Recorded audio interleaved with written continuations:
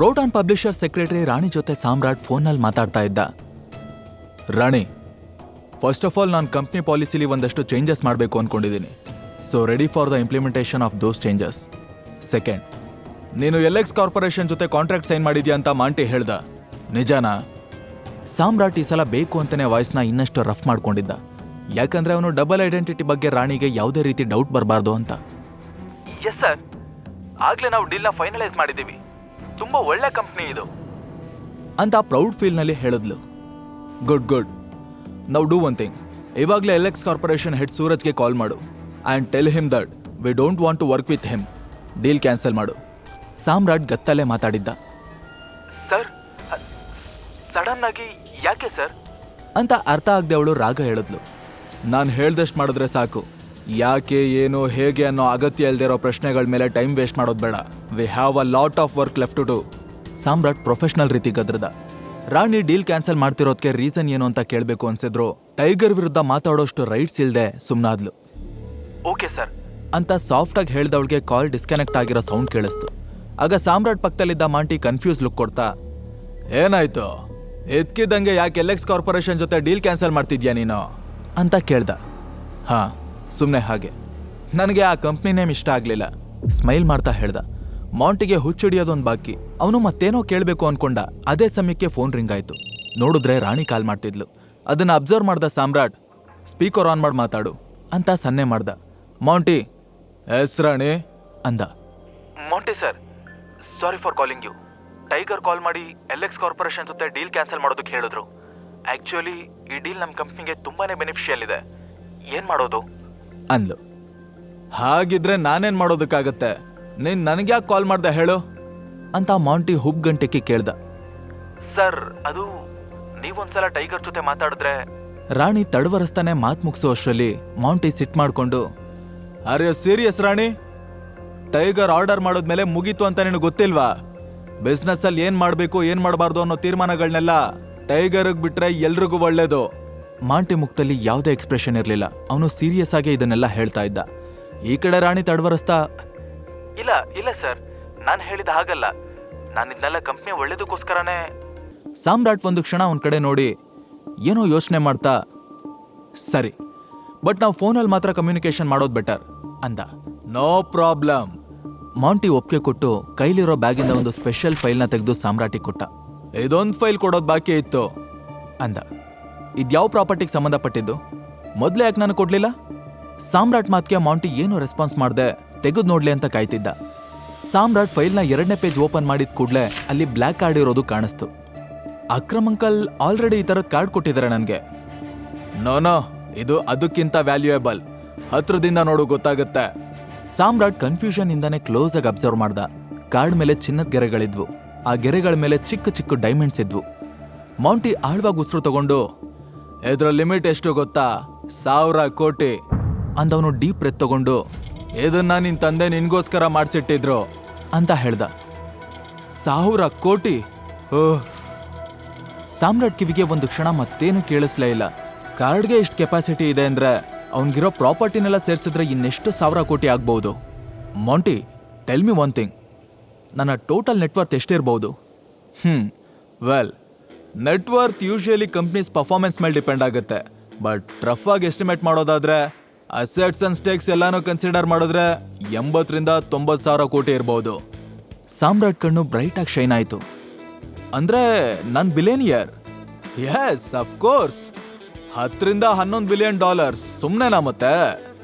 Monty imaging security ಆಫೀಸ್ಗೆ ಸಾಮ್ರಾಟ್ನ drop ಮಾಡಿ ಹೋದ. ಕೈಲಿ 1000 ಕೋಟಿ ಪ್ರಾಪರ್ಟಿ ಪೇಪರ್ಸ್ ಇಟ್ಕೊಂಡು ಆಫೀಸ್ ಒಳಗಡೆ ಹೋಗೋದಕ್ಕೆ ಯಾಕೋ ಸಾಮ್ರಾಟ್ ಮನ್ಸು ಹಿಂಜರಿತಾ ಇತ್ತು. ಕಾರ್ ಹತ್ ಕೂತವನು ಸೀದಾ ತನ್ನ ಹಳೆ ಮನೆ ಕಡೆ ಹೊರಟ. ಈ ಎಲ್ಲ ಡಾಕ್ಯುಮೆಂಟ್ಗಳನ್ನ ಸೇಫ್ ಆಗಿಡೋದಕ್ಕೆ ಸೀಕ್ರೆಟ್ ಆಗಿ ಒಂದು ಮನೆ ಪರ್ಚೇಸ್ ಮಾಡಬೇಕು ಅಂತ ಅನ್ಕೊಂಡ. ಆ ಸ್ಲಮ್ ಮನೆ ರೀಚ್ ಆದ ಕೂಡಲೇ ಸೂಟ್ ಕೇಸ್ ತಗೊಂಡು ಸೀದಾ ಒಳಗಡೆ ಓಡ್ದ. ಆ ಅರ್ಜೆನ್ಸಿಲಿ ತನ್ನನ್ನ ಯಾವುದೋ ಒಂದು ಕಾರು ಫಾಲೋ ಮಾಡ್ಕೊಂಡು ಬರ್ತಾ ಇದೆ ಅನ್ನೋದನ್ನ ಅಬ್ಸರ್ವ್ ಮಾಡೇ ಇರಲಿಲ್ಲ. 3 ಜನ ಕಾರಿಂದ ಇಳಿದು ಮನೆ ಕಡೆನೆ ಬರ್ತಾ ಇದ್ರು. ಬೆಳಿಗ್ಗೆಯಿಂದ ಚೇಸ್ ಮಾಡ್ತಾ ಇದ್ವಿ, ನನ್ನ ಮಗ ಇವಾಗ ಸಿಕ್ತಾ ಅಂತ ಒಬ್ಬ ಹೇಳ್ದ. ಮತ್ತೊಬ್ಬ, ಮಚಾ ಕನ್ಫರ್ಮ್ ತಾನೆ, ಇವನೇ ಅವನು ತಾನೆ, ಮಿಸ್ಸಾಗಿ ಯಾವನ್ನೋ ಹೊಡೆದು ಕಿರಿಕಿ ಯಾಕೆ ಅಂತ ಕೇಳ್ದ. ಲೇ, ಇವನೇ ಕಣ ಅವನು. ಜಗನ್ ಸರ್ ನನಗೆ ಫೋಟೋನು ಕಳಿಸಿದ್ದಾರೆ, ನಾನು ನೋಡಿದ್ದೀನಿ, ಅದಿವನೇ ಅಂತ ಮೂರನೇ ಅವನು ಹೇಳ್ದ. ಸಾಮ್ರಾಟ್ ಮನೆ ಒಳಗಡೆ ಹೋಗಿ ಸೂಟ್ ಕೇಸ್ನ ಇಟ್ಕೂಡ್ಲೆ ಹಿಂದೆಯಿಂದ ಬಂದ್ 3 ಜನ ಕ್ರಿಕೆಟ್ ಬ್ಯಾಟಿಂದ ಅವನ ತಲೆ ಮೇಲೆ ಜೋರಾಗಿ ಹೊಡೆದೇ ಬಿಟ್ರು. ಸಾಮ್ರಾಟ್ಗೆ ಅವ್ರು ಯಾರು ಅಂತ ತಿರುಗಿ ನೋಡೋದಕ್ಕೂ ಆಗ್ಲಿಲ್ಲ. ಅವನು ಹಾಗೆ ಪ್ರಜ್ಞೆ ತಪ್ಪಿದ್ಬಿಟ್ಟ. ತಕ್ಷಣ ಅವನನ್ನ ಎತ್ಕೊಂಡು ಹೋಗಿ ಅವರು ಕಾರ್ ಡಿಕ್ಕಿ ಒಳಗಡೆ ಎಸೆದ್ರು. ಬಟ್ ಇದೆಲ್ಲ ಸಾಮ್ರಾಟ್ ಕಾರಲ್ಲಿ ರೆಕಾರ್ಡ್ ಆಗ್ತಾನೆ ಇತ್ತು. ಸ್ವಲ್ಪ ಹೊತ್ತಿನ ನಂತರ ಸಾಮ್ರಾಟ್ಗೆ ನಿಧಾನವಾಗಿ ಕಾನ್ಶಿಯಸ್ನೆಸ್ ಬಂತು. ಅವನಾಗಿದ್ನೆಲ್ಲ ಇನ್ನೊಂದ್ಸಲ ರಿವೈಂಡ್ ಮಾಡ್ಕೊಳ್ಳೋ ಹೊತ್ತಿಗೆ black T shirt blue jeans ಹಾಕಿರೋ ಒಬ್ಬ ವ್ಯಕ್ತಿ ಅವನ ಮುಂದೆ ಬಂದ. ಹೇಯ್, ಯಾರೋ ನೀನು? ಸಾಮ್ರಾಟ್ ತಕ್ಷಣ ಕಿರ್ಚ್ಕೊಂಡ. ಆ ವ್ಯಕ್ತಿ ಮತ್ತು ಮುಂದೆ ಬರ್ತಾ, ನಾವು ಗೂಂಡಾಗಳು, ನಮ್ಮ ಹತ್ರ ಯಾವ ಪ್ರಶ್ನೆನೂ ಕೇಳಬಾರ್ದು ಅಂತ ಗೊತ್ತಿಲ್ವಾ ನಿನ್ಗೆ ಅಂದವನು ನಗೋದಕ್ಕೆ ಶುರು ಮಾಡ್ದ. ಸಾಮ್ರಾಟ್ ಆಗ್ಲೇ ಕಂಪ್ಲೀಟಾಗಿ ಕಣ್ಣು ಓಪನ್ ಮಾಡಿದ್ದ. ಆಗ ಅವನ ಮುಂದೆ 3 ಜನ ಇರೋದು ಕಾಣಿಸ್ತು. ಹೋ, ನನ್ನನ್ನು ಕಿಡ್ನಾಪ್ ಮಾಡಿದ್ದೀರಾ ನೀವುಗಳು? ಸಾಮ್ರಾಟ್ ನೇರವಾಗಿ ಕೇಳ್ದ. ಏ ಫಯಾಜ್, ಹಾಕಿ ಸ್ಟಿಕ್ಸ್ ಇದೆ ಅಲ್ಲಿ, ತಗೊಂಡ್ ಬಾರೋ ಅಂತ ಒಬ್ಬ ಆರ್ಡರ್ ಮಾಡ್ದ. ನಿಮ್ಗೆಷ್ಟು ದುಡ್ಡು ಬೇಕು ಹೇಳಿ? ಸಾಮ್ರಾಟ್ ಟೈಮ್ ವೇಸ್ಟ್ ಮಾಡ್ದೆ ಕೇಳ್ದ. ಲಾ ಮರೇ, ದುಡ್ಡು ಬೇಕಿದ್ದಿದ್ರೆ ನಿನ್ನ ಇಲ್ಲಿವರೆಗೂ ಕರ್ಕೊಂಡು ಬರೋ ಅವಶ್ಯಕತೆನೇ ಇಲ್ಲ. ಹಗ್ಲೊತ್ತೆ ನಿನ್ನ ರಾಬ್ರಿ ಮಾಡ್ತಿದ್ವಿ. ಕಿಡ್ನಾಪ್ ಮಾಡಿರೋದು ನಿನಗೆ ಸ್ಟ್ರಿಕ್ಟ್ ಆಗಿ ವಾರ್ನಿಂಗ್ ಕೊಡೋದಕ್ಕೆ. ಮಗನೇ, ಜಗನ್ ಸರ್ ಜೊತೆನೆ ಕಿರಿಕ್ ಮಾಡ್ಕೊಳ್ಳೋ ಅಷ್ಟು ಧೈರ್ಯನಾ? ಸಾಮ್ರಾಟ್ಗೆ ಇವಾಗೆಲ್ಲ ಕ್ಲಿಯರ್ ಆಯ್ತು. ಓಹೋ, ನೀವೆಲ್ಲ ಜಗನ್ ಕಳ್ಸಿರೋ ನಾಯಿಗಳ ಅಂತ ಹೇಳ್ತಿದ್ದಂಗೆ ಗೂಂಡ ಒಬ್ಬ ಬಂದು ಸಾಮ್ರಾಟ್ ಕಾಲರ್ನ ಹಿಡ್ಕೊಂಡು, ಏನೋ ಹೇಳ್ದೆ? ಮಾತಾಡೋಕ್ ನಾಲ್ಗೇನೆ ಇರಬಾರ್ದು ಮಗನೇ.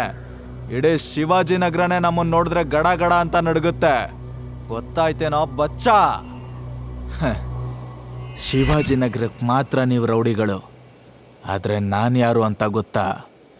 ನನ್ನ ಮೇಲೆ ಇನ್ನೊಂದೇಟ್ ಬಿದ್ರು ಬೆಂಗಳೂರಲ್ಲಿ ರಕ್ತದ ಹೊಳೆನೇ ಹರಿಯತ್ತೆ.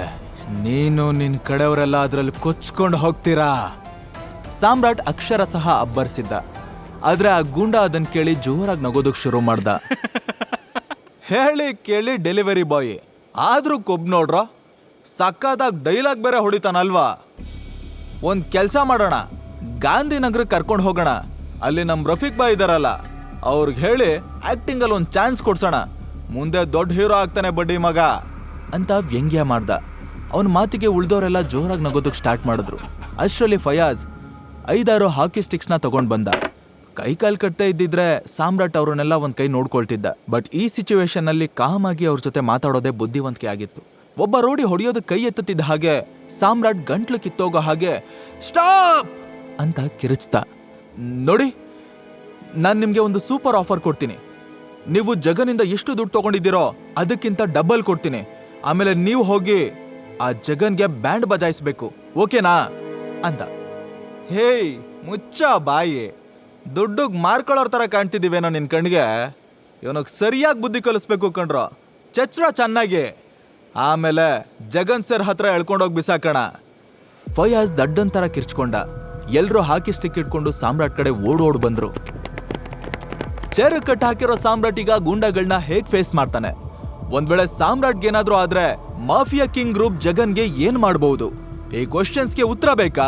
ಹಾಗಾದ್ರೆ ಮುಂದೆ ಕೇಳಿ. ಈಗ ನೀವು ಪಾಕೆಟ್ ಎಫ್ಎಂ ನಲ್ಲಿರೋ ಎಲ್ಲಾ ಶೋಗಳನ್ನ ಈಸಿಯಾಗಿ ಕೇಳಬಹುದು. ಈಗಲೇ ಡೌನ್ಲೋಡ್ ಮಾಡಿ ಪಾಕೆಟ್ ಎಫ್ಎಂ ಮತ್ತು ಕೇಳಿ ದೇಶ ವಿದೇಶದಲ್ಲಿ ಫೇಮಸ್ ಆಗಿರೋ ಟೈಗರ್ ರಿಟರ್ನ್ಸ್ ಅನ್ನೋ ಮೈ ನವಿರೇಳಿಸೋ ಕಥೆಯನ್ನ.